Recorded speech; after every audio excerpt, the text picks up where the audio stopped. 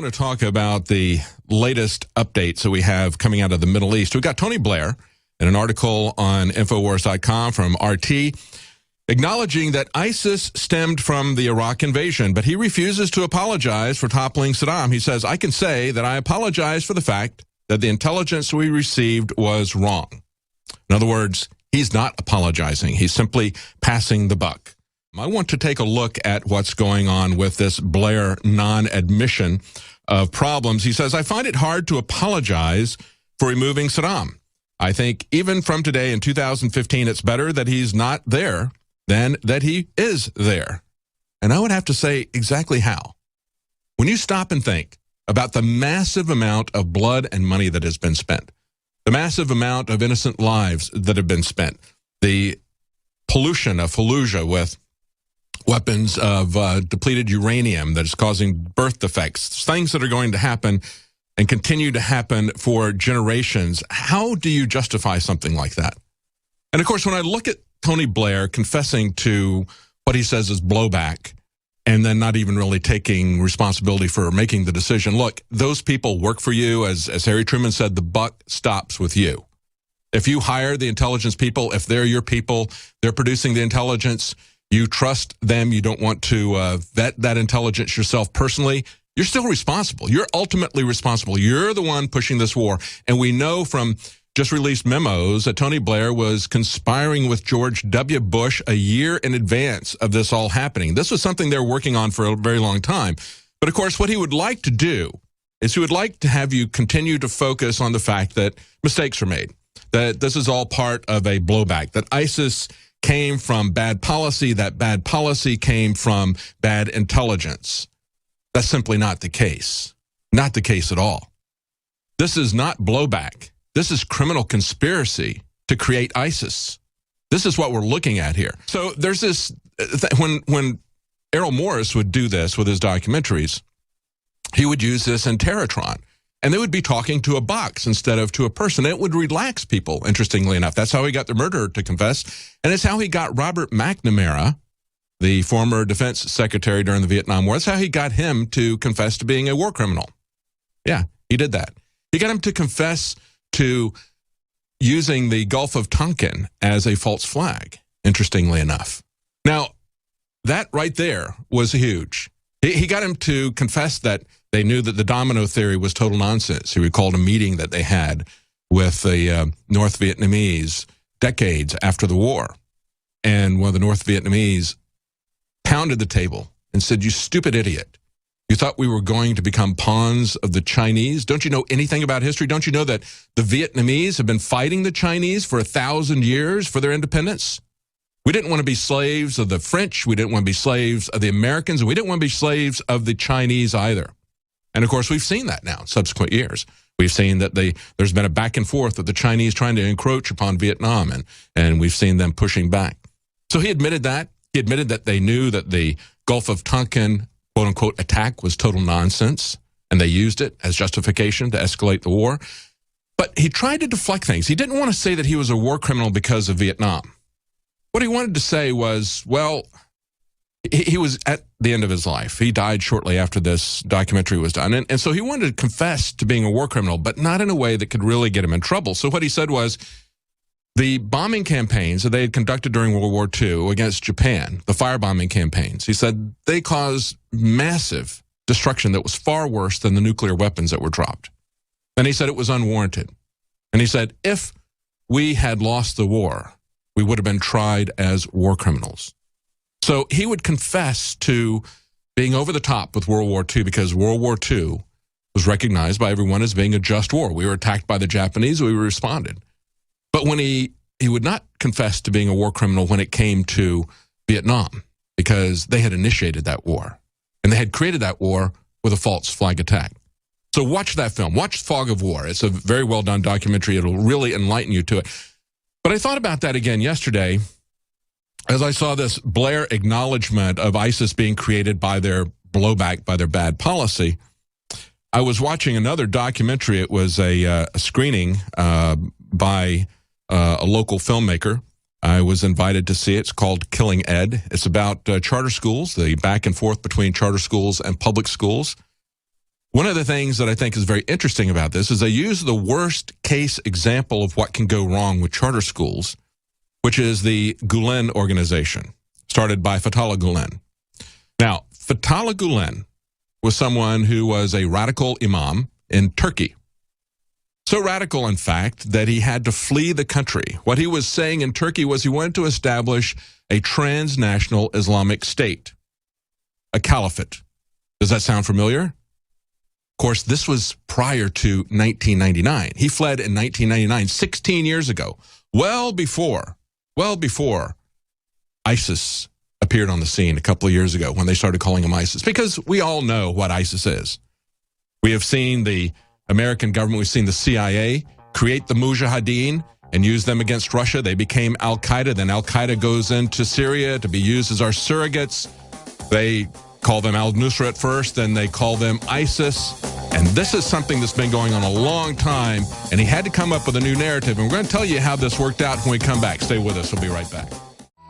Welcome back to the Alex Jones Show. I'm David Knight, your host. We were talking in the last segment about Tony Blair apologizing that he'd received bad intelligence and saying that because somebody else had made mistakes. I mean, this is not even mistakes were made type of vague apologies. He's not even acknowledging responsibility for bad intelligence. He said, I received it. I'm sorry I received it. But hey, you know, wars happen. So after all that's happened, and after we see now that ISIS has been the logical conclusion, many people are saying, the blowback, that's what he's trying to put out there for you. What I'm trying to get you to understand is that this is not blowback. This is not only a phony apology, it is a phony explanation for ISIS. You have to understand, as we've pointed out so many times here on InfoWars, they have been using Islamic jihadists as surrogate fighters for a very long time against Russia. And of course, Vladimir Putin just said that. He said there are no moderate terrorists, in spite of the what we've been told by John McCain as he meets with al-Nusra, which then becomes al-Qaeda. They've seen the fact that we used the Mujahideen in Afghanistan against the Russians, then they became al-Qaeda. They've seen the fact that we used Chechen terrorists against Russia internally, then they brought these same Chechen terrorists into Syria. They became al-Nusra and ISIS. This is very obvious to everybody. We've had even congressmen, when they were trying to get the Syrian war started in a year and a half ago, congressmen were saying, and it became a meme, we helped to publicize that, do not use our military forces as an air force for al-Qaeda. Everybody knew that these quote-unquote Syrian rebels and moderate rebels, so forth, they were all al-Qaeda. They were the jihadi terrorists, whatever name you want to call them. ISIS, ISIL, it doesn't matter. They're all the same. And we knew that it was rigged up. We had multiple congressmen saying it. We had Dennis Kucinich, retired congressman, saying it. Rand Paul, I think. Ted Cruz said it. It's Air Force for al-Qaeda. And, of course, they're being used as surrogates. But this is not something that happened because of bad foreign policy. This is by design. It's by design by the CIA. The CIA created these organizations. They equipped these organizations. They trained them. And they continue to equip them and support them and not fight them. And that's what we're seeing now that Putin is going into the area. We have this article up on Infowars.com. Baghdad allows Russia to bomb ISIL terrorists who are running from Syria into Iraq. They say, come on, get rid of them. We're tired of them being given equipment and allowed to operate here with impunity because the Americans can see them there. But they want to use them as leverage against not only Russia, but against us internally. Understand that when the USSR collapsed, they lost their justification for the big ticket items that they had been using, the military-industrial complex, for the Cold War. How do you justify these transcontinental ballistic missiles, the multiple warheads, the massive bombers, and the big naval group carriers? You can't justify that against terrorists. So they had to start the Cold War back up. And what better way to do it than to use the same group of terrorists that they had used to essentially defeat the USSR in Afghanistan, the same group of terrorists that they had created in order to start the never-ending war on terror, to justify the buildup, the military buildup within our country, within America, the militarization of the police, and using the military as police in our country. And a good example of this, as I started to talk about yesterday, was the I started talking about in the last break, was the film that I saw yesterday that was going through the history of one of the largest charter school groups in the country. And it's being run by a guy who is here on exile out of Turkey, Fethullah Gulen. He had to flee Turkey 16 years ago because he was trying to create ISIS 16 years ago in Turkey, a transnational Islamic caliphate. And he was thrown out of Turkey, he had to flee. Where did he go? He went to America, and he got into America because the CIA gave him special letters. There were many people in the government that didn't want him to come into the country, that opposed that. But they were overruled by these letters by the CIA. And so what has he done? In the last 16 years, he has been setting up Islamic schools for his brand of Islam throughout the world, and especially in the United States. And not only that, but we are subsidizing that. And he talks about how he's creating the golden generation, talking about how they're going to set up a spider web to collect people in this spider web. They're going to bide their time, just like a spider. They're creating this web. They're creating the next generation of fighters in these schools, and they're just going to wait for this to happen. And he's supported in all this by the CIA, the same people that created Al-Qaeda, the same people that created ISIS. The way you want to the way you can change society, the way you can control societal change, of course, is through schools, through education. And, I don't want my schools being controlled by somebody like Blair's, but that's where he went to hang out.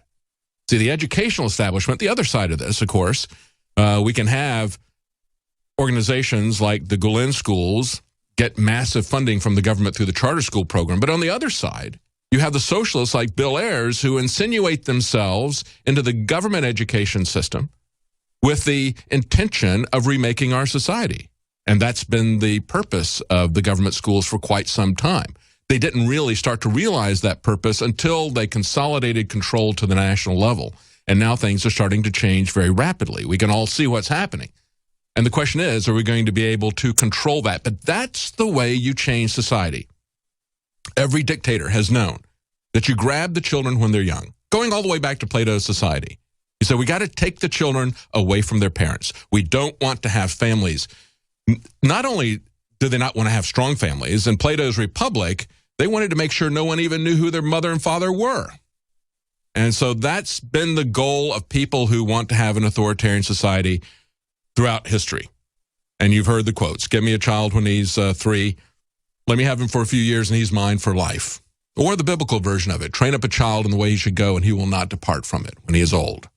So there's your choice. You want to change the future? You do it with your children. And you either turn your children over to some social engineer, whether they're an Islamic fundamentalist or whether they're a socialist like Blair, or you do it yourself and you instill the values in them that you want to instill in them. That's the future. The future is in your hands to educate your children, but that's where the people who want to engineer, who want to overthrow society, and I think it's very troubling to see that we have all these Islamic schools done by one of the first persons to talk about the Islamic State, to talk about a transnational caliphate being brought here to the United States and being used to train children in the United States and bring over a lot of people to do that from Turkey, by the way. Now, there's another article that we have today on Infowars.com, again, about Syria. Russian airstrikes hit 9 hospitals in Syria. I've talked many, many times about the repeated airstrikes by the Obama administration in Afghanistan. They attacked a Doctors Without Borders hospital for over a half hour, a hospital that they knew was a hospital prior to that. They were called as the attack was going. That continued on for a half hour. It was a horrendous atrocity. They have not apologized for it. They tried to cover up the investigation, but now we see that it is something that is now evidently the rule of war by everyone. Now we have the Russians doing it to 9 hospitals in Syria. That is the kind of brutality we have, and it makes it all the more important that we stop these wars. Unfortunately, you've grown up hearing voices that incessantly warn of government as nothing more than some separate, sinister entity that's at the root of all our problems. It's time to stop submitting to this tyranny. It's time to realize that we're being enslaved.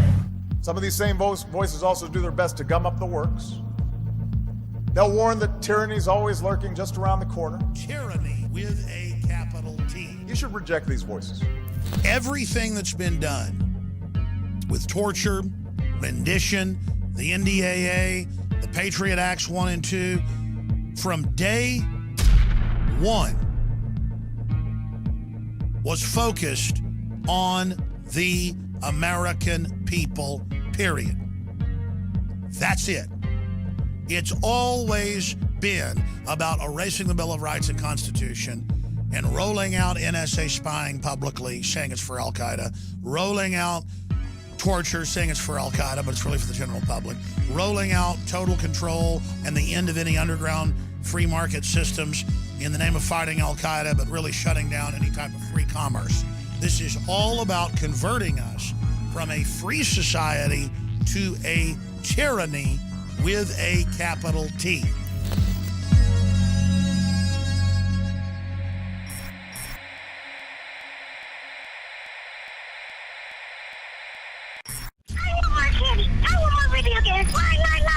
And it's that type of behavior that spurred me to do the research to develop a true nutraceutical formula that was designed to smooth out and help children focus. All of our children are hit with modern mind control. Television, music, fast food, GMOs, sugars, you name it. Young humans have not yet developed their nervous system and are being hammered daily by globalist concoctions. It's no wonder they can't focus and calm down and then are put on dangerous psychotropic drugs. Working with my team, we set out to find the best formula with the highest quality ingredients that children would actually like and take. We worked with the leading manufacturer in nutritional supplements that are safe for children to bring you the most affordable and powerful calming formula out there. Introducing Child Ease with herbs and calming extracts like chamomile and lemon balm and essential nutrients that taste great. Obtain your Child Ease today at InfoWarsLife.com. That's Child Ease exclusively at InfoWarsLife.com.